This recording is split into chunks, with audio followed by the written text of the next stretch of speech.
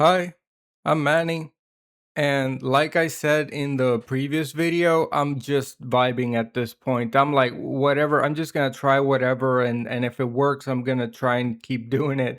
So I grabbed the gouache brush in Clip Studio Paint. Like, it's literally like no changes to it at all. It's exactly the same default gouache brush you get in Clip Studio Paint.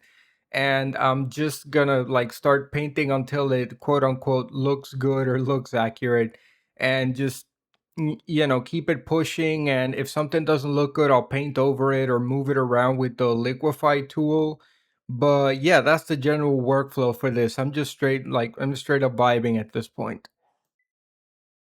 Getting started with this piece was actually pretty difficult. Not in the sense that painting is difficult. It's actually really easy. It's just scribbling, but you're using a paintbrush brush.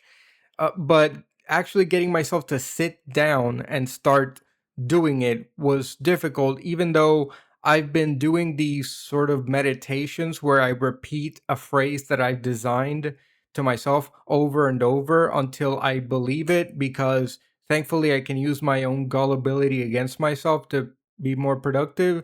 So I've been repeating the phrase, art is irrelevant to my self-worth, because I've for the longest time kind of tied art to my own value as a person, and in doing so I've created this insane expectation of, oh, the art has to be great or else I'm not great, and like stupid stuff like that. So I've been kind of working my way out of that by doing these meditations and repeating this to myself, and it's been slowly working. I found it a little bit easier to sit down and just draw without feeling the pressure of quote unquote, making great things, or like being like at 100% all the time, being more comfortable with making mistakes and that kind of thing.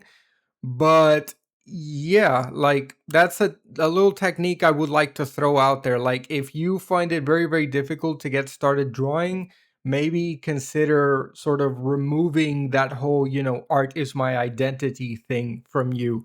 And it might make it easier to just do the hobby and have fun. The funny thing about this is that I didn't even finish the underlying sketch before I started painting. I legit just said, screw it, we ball, let's dive into it, LGFUAD. And I just got into it, and I said, if there are mistakes, I'll just use the liquify tool and I'll just keep painting over it.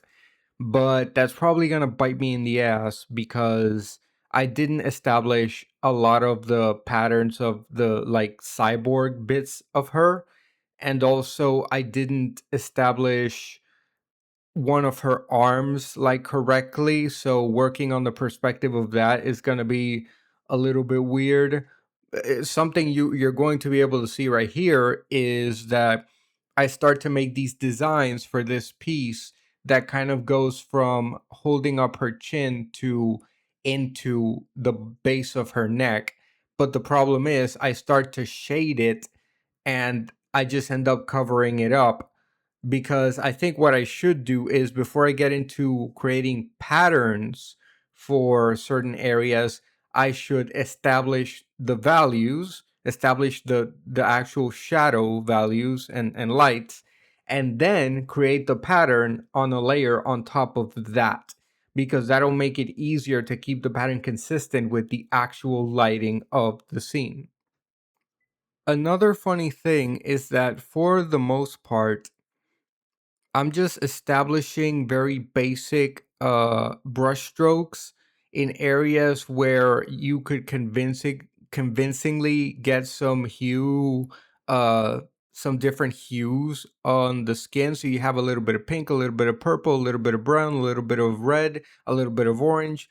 But I think the key to making it all blend together nicely is to establish shadows believably, and then after that you could just have like pinkish or bluish or purplish bits in there, but the shadows will kind of like ground the colors and make it seem like, oh yeah, I could totally believe a human being can be lit in this way, even though those aren't colors I necessarily associate with, a person's skin.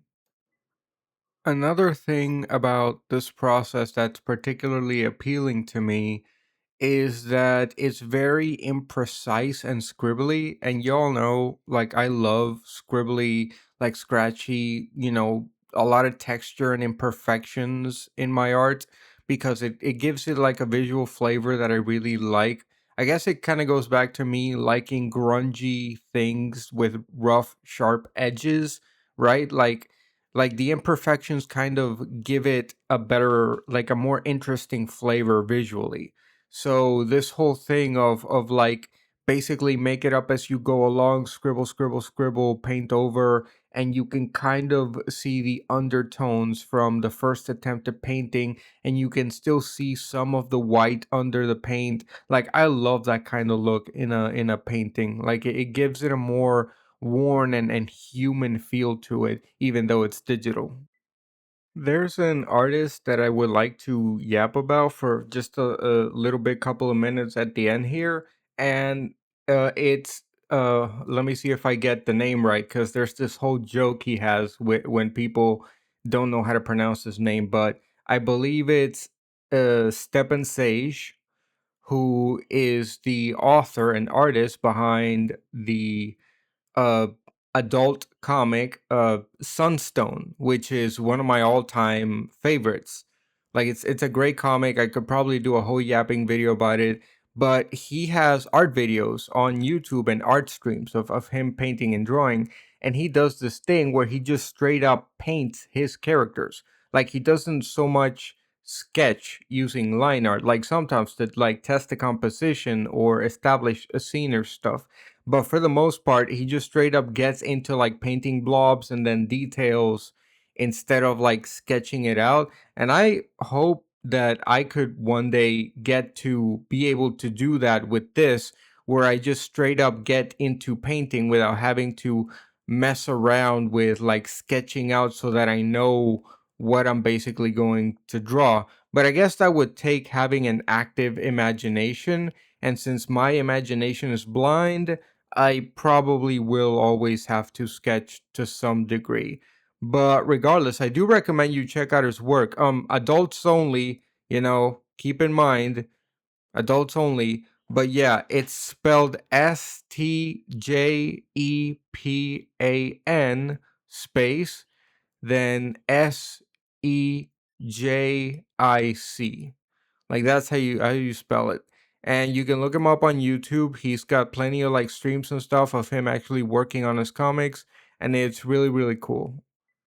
Maybe going forward, I can do one of those getting art swole videos where I practice, but it's just using this gouache brush to like basically copy poses and items and stuff, maybe learn a better perspective.